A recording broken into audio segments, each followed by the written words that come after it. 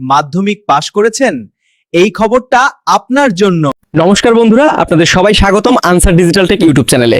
আজকের ভিডিওটা খুব গুরুত্বপূর্ণ, বিশেষ করে যারা মাধ্যমিক পাস যুবক বা যুবতী তাদের জন্য। রাজ্য সরকারের বাজেট থেকে উঠে এসেছে একটি নতুন যুব কল্যাণমূলক প্রকল্পের আপডেট, যেটা জানলে আপনারা উপকৃত। সম্প্রতি রাজ্যের বাজেট ঘোষণা করা হয়েছে এবং সেখানেই জানানো হয়েছে একটি নতুন স্কিম চালু করার কথা, যার লক্ষ্য হচ্ছে কর্মহীন ও পড়াশোনা শেষ করা যুব সমাজকে আর্থিক সহায়তা দেওয়া। এই প্রকল্পের আওতায় যোগ্য প্রার্থীদের প্রতি মাসে ১,৫০০ টাকা করে সরাসরি ব্যাংক অ্যাকাউন্টে পাঠানো হবে।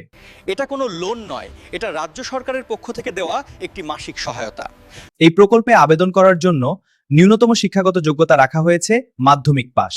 সরকারি ঘোষণা অনুযায়ী এই স্কিমে আগামী 15ই আগস্ট থেকে আবেদন প্রক্রিয়া শুরু হতে পারে। একবার নাম নথিভুক্ত হলে যোগ্য প্রার্থীরা একটানা সর্বোচ্চ 5 বছর পর্যন্ত এই আর্থিক সুবিধা পেতে পারেন।